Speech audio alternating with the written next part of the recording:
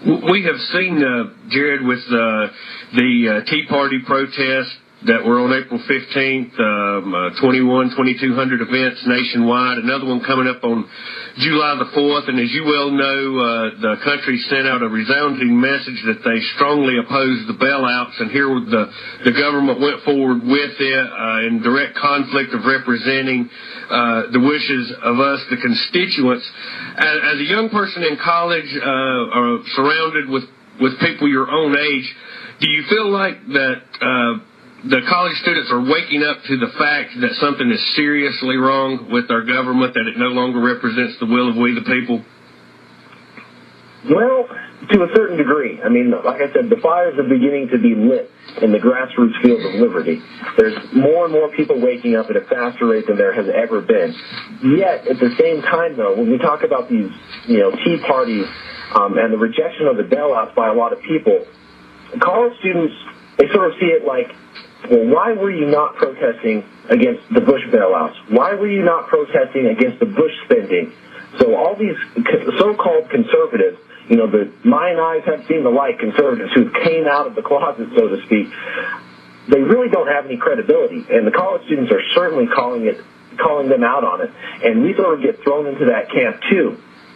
It's like, no, people in the liberty movement have been calling out the Bush administration just as much as they've been calling out the Obama administration. And so it's just sort of separating the two and trying to say, hey, we've been protesting this all along. None of it is good.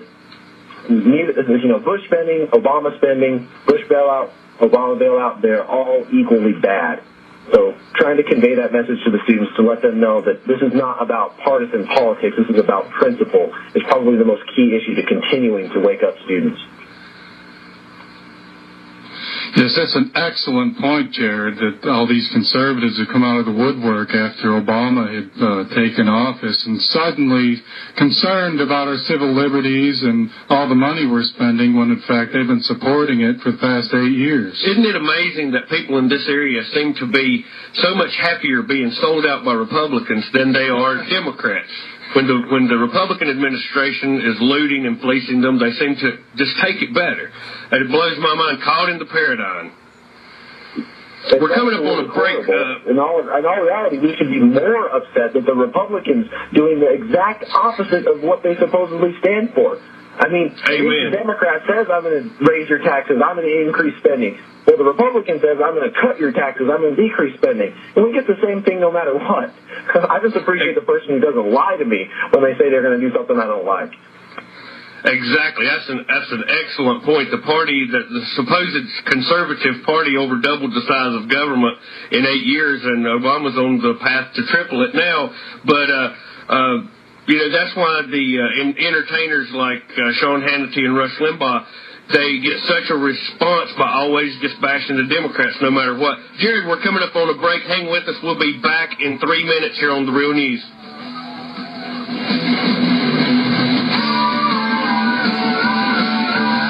I'm assuming among students, what is the general consensus like there at Wake Forest on the Federal Reserve that you've run into? Well, to sort of use a term that's not necessarily used this way, libertarians, the liberty movement, however you want to associate it, we sort of have the higher ground on the Federal Reserve because the Federal Reserve is the elephant in the room. We understand the Federal Reserve at a sort of intellectual level. I mean, there's a lot of scholars who wrote about the Federal Reserve, who's come out about the Federal Reserve, who are not traditional academic scholars in the sense of the term. So what we need to do as part of the movement is to spread this, get that message out as fastly and quickly as possible, because people actually listen when I talk to them about the Federal Reserve. Like, hey, did you know the Federal Reserve is not actually a federal institution? The next question is always going to be, well, what do you mean? It's always interest, not like, oh, I don't care. People really care because they carry it around in their wallet every day. And they think it sort of makes it somewhat beneficent to think that, well, the government's printing the money, so it's okay. So at least if you're sitting back in your seat and you're a humble American, you don't really care too much.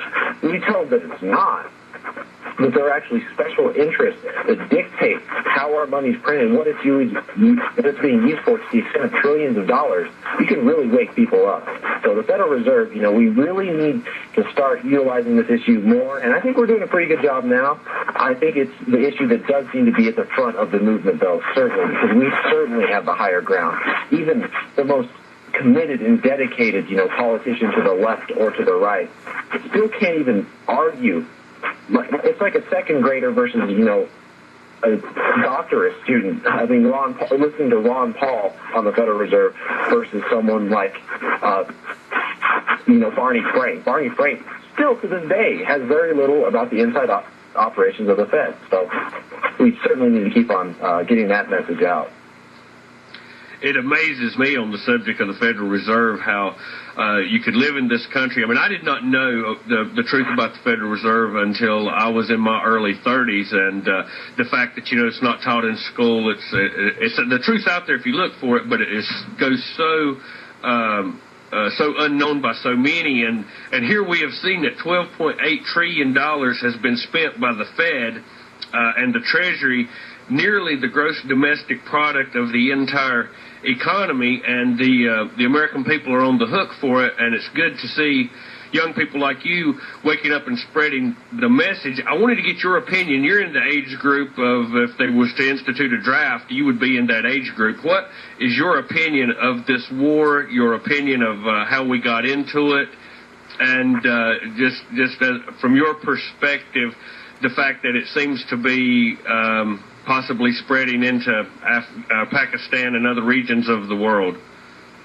Yeah, well, first off, on the draft, what I call the draft and what many people like me, including Ron Paul, call the draft, is slavery. That's exactly what it is. But when the government does it, of course, it becomes somewhat divine. I cannot go to you and take your body, your life, and restrict you from doing anything except for what I say and call it justice.